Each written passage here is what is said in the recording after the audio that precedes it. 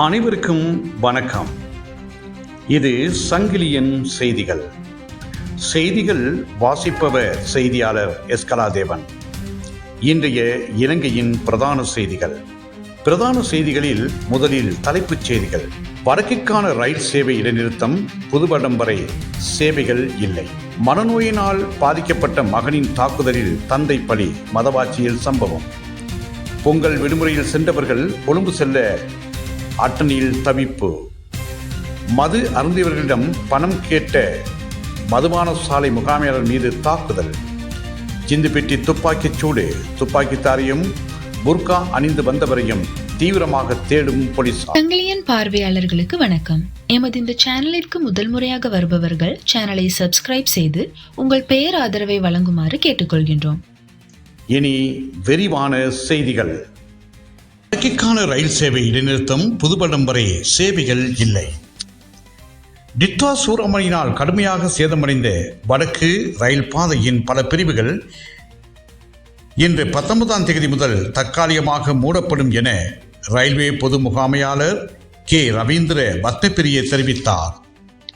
பத்திரமுலையில் உள்ள போக்குவரத்து மற்றும் நெடுஞ்சாலைகள் அமைச்சில் நடைபெற்ற உளவியலாளர் சந்திப்பில் கலந்து கொண்டு கருத்து தெரிவிக்கும் போதே அவர் இதனை தெரிவித்தார். இதற்கமைய மகவ அனுராதபுரம் பிரிவு இன்று 19ஆம் தேதி முதல் மூடப்படும். மகவ ஓமந்தை பிரிவு விரிவான புனரமைப்பு பணிகளுக்காக ஜனவரி 26ஆம் தேதி முதல் முழுமையாக மூடப்படும். அதே நேரம் மதுவாச்சி தலைமன்னார் பாதையின் புனரமைப்பு பணிகள் இன்று முதல் ஆரம்பமாகும் என தெரிவித்துள்ளது. மனநோயினால் பாதிக்கப்பட்ட மகனின் தாக்குதலில் தந்தை பலி, மதவாச்சியில் சம்பவம். மனநோயினால் பாதிக்கப்பட்டுள்ளதாக கூறப்படும் மகன் ஒருவர் தனது தந்தையை தடி ஒன்றினால் தாக்கி கொலை செய்துள்ளதாக மதவாச்சி போலீசார் தெரிவித்தனர். மதவாச்சி போலீஸ் பிரிவின் கரபத்தகம பகுதியில் உள்ள வீடொன்றில் நேற்று முன்தினம் சனிக்கிழமை காலை இச்சம்பவம் இடம்பெற்றுள்ளது. 67 வயதான ஒருவரே இந்த தாக்குதலில் உயிரிழந்துள்ளார். சம்பவம் தொடர்பில் 42 வயதுடைய உயிரிழந்தவருடைய மகனை போலீசார் கைது செய்துள்ளனர்.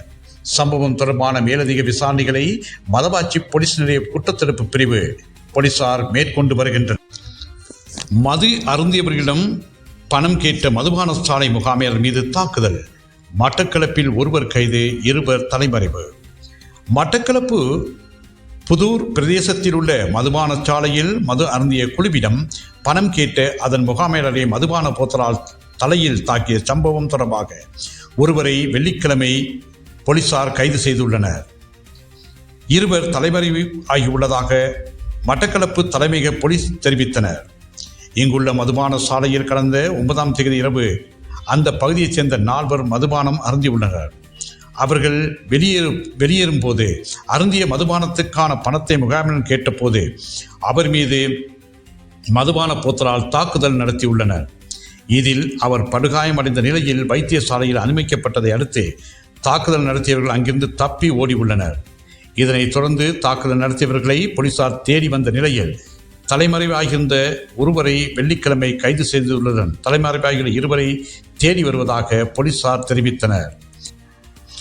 பொங்கல் விடுமுறையில் சென்றவர்கள் கொழும்பு செல்ல அட்டனில் தவிப்பு, அலைமோதிய பயணிகள் கூட்டம். பொங்கல் பண்டிகையை முடித்த பின்னர் சொந்த இடங்களுக்கு சென்றிருந்த பலர் கொழும்புக்கு திரும்புவதற்கான அட்டன் பேருந்து நிலையத்தில் நீண்ட வரிசையில் நேற்று ஞாயிற்றுக்கிழமை இன்றும் கூட்டம் அலைமோதியது. காலை 9 மணி முதல் அட்டன் பேருந்து நிலையத்தில் காத்திருந்த பயணிகள் பேருந்துகள் போதிய அளவு சேவையில் ஈடுபடுத்தப்படவில்லை என தெரிவித்தனர்.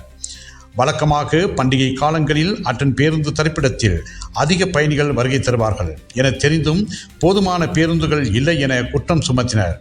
பண்டிகையை முன்னிட்டு சொந்த இடங்களுக்கு சென்றவர்கள் மீண்டும் தலைநகர் உள்ளிட்ட இடங்களுக்கு திரும்புவதற்காக விசேட பேருந்து சேவை தொடர்ந்தும் முன்னெடுக்கப்படுவதாக இலங்கை போக்குவரத்து சபை தெரிவித்துள்ளது. ஆனால் போதிய அளவில் முறையான போக்குவரத்து வசதிகள் இல்லாததால் கடும் சிரமத்துக்கு உள்ளாகியதோடு அட்டன் மத்திய பிரதான பேருந்து நிலையத்துக்கு வந்த பயணிகள் நீண்ட நேரம் தூர சேவை பேருந்துகள் இல்லாமையால் பாரிய அவசரங்களுக்கு முகம் கொடுத்துள்ளனர். இது சம்பந்தமாக அட்டன் போக்குவரத்து சபை தகுந்த நடவடிக்கை எடுக்குமா என பயணிகள் கேள்வி எழுப்புகின்றனர். ஜிந்துபெட்டி துப்பாக்கிச்சூடு, துப்பாக்கித்தாரியையும் புர்கா அணிந்து வந்தவரையும் தீவிரமாக தேடும் போலீசார்.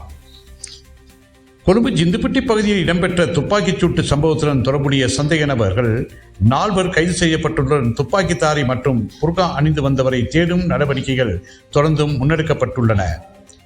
கடந்த 16ஆம் தேதி இரவு ஜிந்துப்பட்டி 125 தோட்ட பகுதியில் இந்த துப்பாக்கிச் சூடு இடம்பெற்றுள்ளதுடன் முச்சக்கர வண்டியில் வந்த குழுவினர் இத்துப்பாக்கிச் சூட்டை நடத்திவிட்டு தப்பிச் சென்றிருந்தனர். துப்பாக்கி சூடு நடத்தியவர்களில் ஒருவர் புர்கா அணிந்திருந்தமை சிசிடிவி கேமராக்களில் பதிவாகியிருந்தது.